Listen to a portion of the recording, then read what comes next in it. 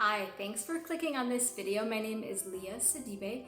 I'm a minimalist, mostly stay-at-home mom, and someone in need of a change in style.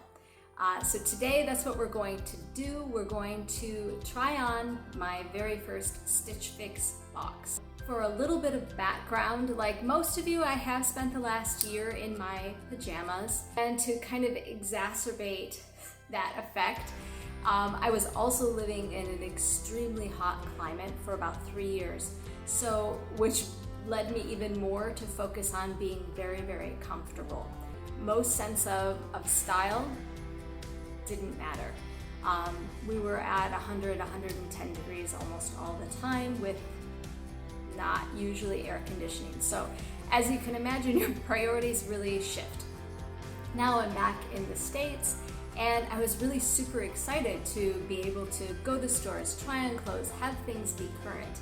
A bit disappointed when I found out I cannot in fact try those things on. But you know, like everybody, I brought some stuff home, tried it on, took it back, and did that about 1 million times and kept very little of what I actually brought home. I was just feeling like some of the stuff I just didn't like, some of it was I just really didn't know what to do. I would find one piece that I liked, and then it didn't go with anything else that I had, and I was just kind of at a loss.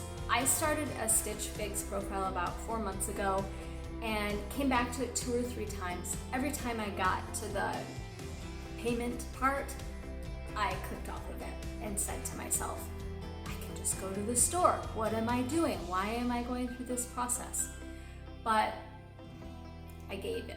So I received my first box, and I'm excited to show it to you. I've already opened it because I don't have that kind of self-control. So I already kind of know what I think, but I'm gonna show you and go through it anyway. So just a tiny bit about how Stitch Fix works.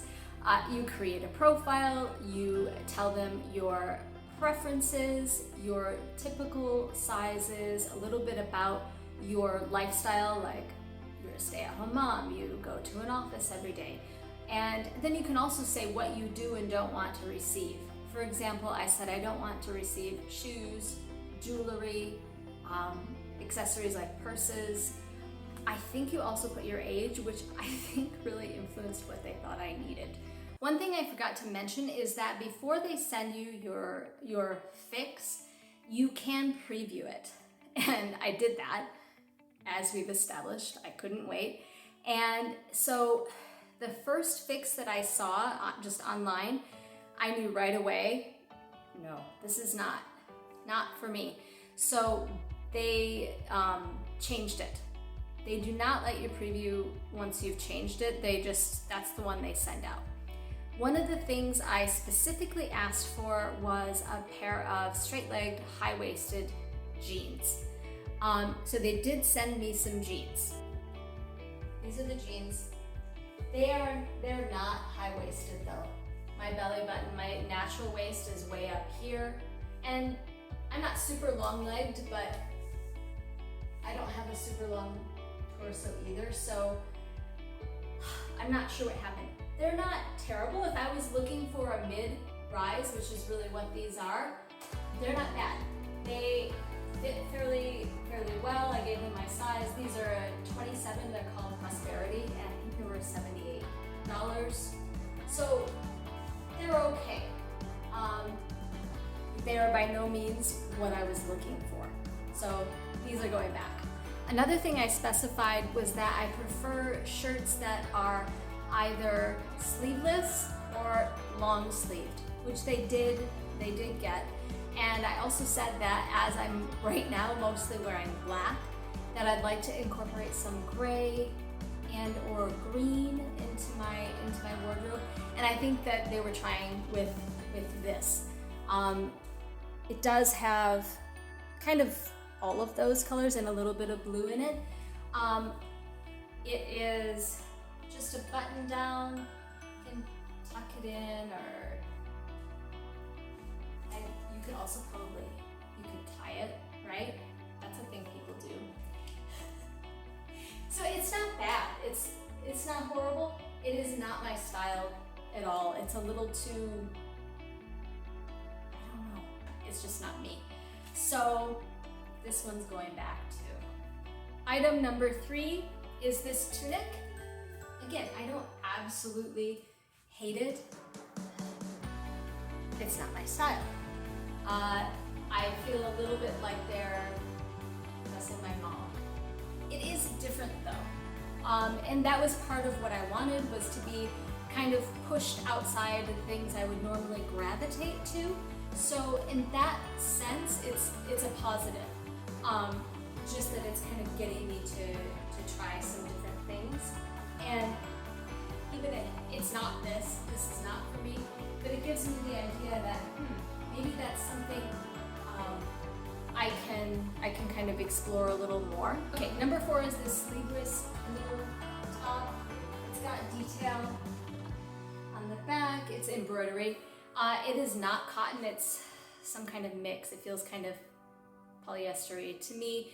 This was one where I was at an immediate absolutely not. Again, I just felt like they were dressing my mother, and I just can't do it. After I sent back the first fix that I previewed, I added the detail that I like my clothing to feel sophisticated, or that I feel best when my clothes look or feel sophisticated. So especially when I saw this one, I was really feeling like they missed the mark. This doesn't make me feel that way at all. So this is going back to. Last, we have this white pattern, black and white top by Bella Doll. I actually like this. It is super, super soft cotton. I think it would be great for really hot weather. It fits fairly well. I think it's a little bit big. It's a little bit open here. And for me, it's open here too. If I were to wear it, I would need to kind of tack that down so that it didn't open so much. It is $104. And I did give a budget of $50 to $100, but in my head, the $100 would be maybe jeans, not a cotton top. So unfortunately, this has to go back too. I really kind of wavered. I actually really like it. It is the closest to my style. What the heck am I talking about? I said at the beginning that I don't have a style, but it's the closest to something that feels like me. But for $104, that's not feasible.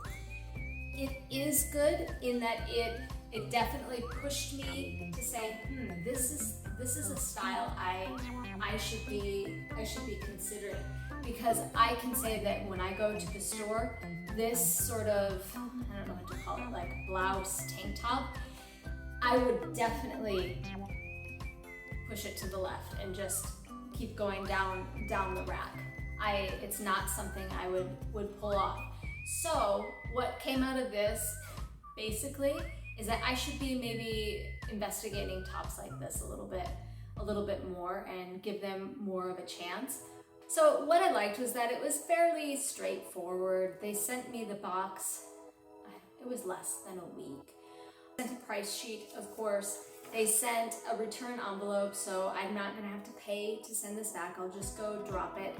And they also sent some ideas for how to style the items, which, had they been items I liked, would be very, very useful. So that actually gave me the idea that maybe that's what I should be doing. Looking at outfits that I like and then kind of trying to recreate those. The other thing that I learned is that I'm super picky. I don't know that I am probably a good candidate for this. I think that I have too many little micro requirements to put my preferences out into the world and expect someone to be able to navigate around all of those. You may be wondering how a Stitch Fix haul and minimalism go together. And the answer is being intentional. So I do not do a lot of impulse buys. whatever I choose to bring into my environment, it's something that I've thought about. I decided that it has a purpose, it fills a gap, it fits in with the other things that I have, especially in reference to clothing. So using Stitch Fix is a way for me to be intentional about my clothing choices. Unfortunately, I didn't choose any of them, but that actually happens very often with me because I know that I do not want extra things in my environment. I don't want things that I am not using, that are not cohesive, especially visually.